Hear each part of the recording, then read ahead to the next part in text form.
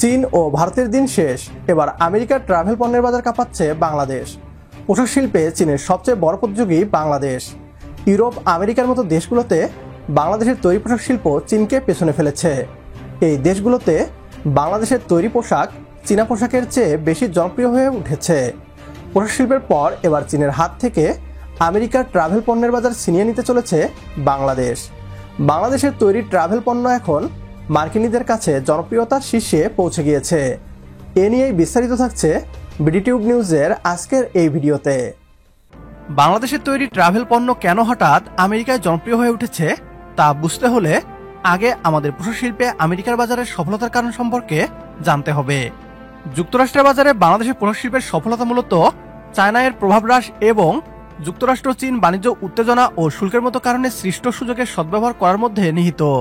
বাংলাদেশ এই বাজারে পণ্যের পরিমাণ, গুণমান এবং মূল্য এই তিনটেরই বৃদ্ধি ধরে রাখতে সক্ষম হয়েছে। বাংলাদেশ রপ্তানি উন্নয়ন ব্যুরো ইপিবির তথ্য অনুযায়ী যুক্তরাষ্ট্র বাংলাদেশের তৈরি পোশাকের একক বৃহত্তম বাজার এবং সাম্প্রতিক বছরগুলোতে বাংলাদেশের রপ্তানি এই বাজারে উল্লেখযোগ্যভাবে বৃদ্ধি পেয়েছে। তৈরি পোশাকের দেখানো পথে হেঁটে ট্রাভেল পণ্য আমেরিকার বাজার দখল করেছে।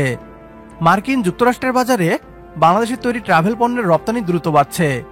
চীনে উচ্চ শুল্ক আর উৎপাদন ব্যয়ের চাপ এড়াতে মার্কিন ক্রেতারা বিকল্প উৎস হিসাবে বাংলাদেশকে বেছে নিচ্ছেন। ফলে luggage, handbag, sports bag, purse ও ব্যাকপ্যাক সহ ভ্রমণ পণ্যের রপ্তানি আয় ধারাবাহিকভাবে ইতিবাচক প্রবৃদ্ধি অর্জন করেছে। মার্কিন বাণিজ্য দপ্তরের টেক্সটাইল ও অ্যাপারেল কার্যালয়ের সর্বশেষ তথ্য অনুযায়ী চলতি বছরের জানুয়ারি থেকে জুলাই পর্যন্ত সময়ে বাংলাদেশ থেকে যুক্তরাষ্ট্রে ট্রাভেল পণ্যের রপ্তানি আয় দাঁড়িয়েছে $60,99,00,000, যা গত বছরের একই সময়ের তুলনায় 23% বেশি প্রবৃদ্ধি। রপ্তানিতে সবচেয়ে বেশি প্রবৃদ্ধি দেখা গেছে ব্যাকপ্যাকে। এ খাতে আয় বেড়েছে 73.91%, যা দাঁড়িয়েছে $69,80,000। বাংলাদেশ 2024 সালে যুক্তরাষ্ট্রে এসব পণ্য রপ্তানি করে আয় করেছিল $90,59,00,000, যা 2020 সালের $43,47,00,000 তুলনায় দ্বিগুণেরও বেশি। রপ্তানিকারকদের মতে চীনে উৎপাদন ব্যয় বেড়ে যাওয়া এবং যুক্তরাষ্ট্রের আরোপিত 30% বেশি শুল্কের কারণে মার্কিন ক্রেতারা বিকল্প বাজার খুঁজছেন।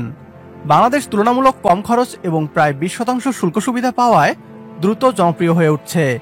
অ্যাপেক্স ফুটওয়্যার লিমিটেডের ব্যবস্থাপনা পরিচালক সৈয়দ নাসিম মঞ্জুর বলেন, প্রথম দিকে আমরা চীনা ব্যবসায়ীদের মাধ্যমে অর্ডার পেতাম, তবে এখন সরাসরি মার্কিন ক্রেতারা অর্ডার দিচ্ছেন।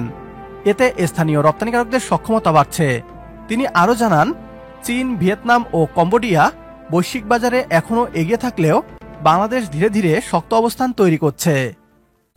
অর্থনীতিবিদরা বলছেন, কাঠামোগত দুর্বলতা কাটিয়ে ওঠা গেলে আগামী কয়েক বছরের ট্রাভেল পণ্য রপ্তানিতে বাংলাদেশ আরও বড় বাজার দখল করতে পারবে।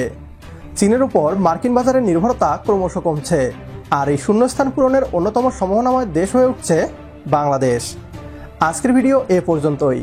ভিডিও সম্পর্কে আপনার গুরুত্বপূর্ণ মতামত কমেন্ট বক্সে জানিয়ে দিন আমাদের। সেই সাথে ভিডিও শেয়ার করে দেখার সুযোগ করে দিন আপনার বন্ধুদের। আপনার একটি শেয়ারে হয়তো অনেকেই জানবে বাংলাদেশের ইতিবাচক খবরগুলো। পরবর্তী ভিডিও দেখার আমন্ত্রণ জানিয়ে বিদায় নিচ্ছি আজ। আল্লাহ হাফেজ।